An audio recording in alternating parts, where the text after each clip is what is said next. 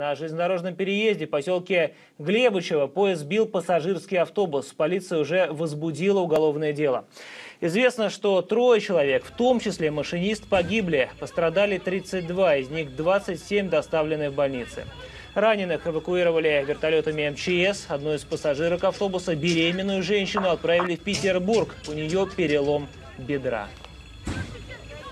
По предварительным данным, водитель автобуса мог выехать на переезд на запрещающий сигнал. Как заявляют в Октябрьской железной дороге, звуковое и световое оборудование было исправно, а видимость полкилометра. Машинист экстренно затормозил, но избежать столкновения не удалось.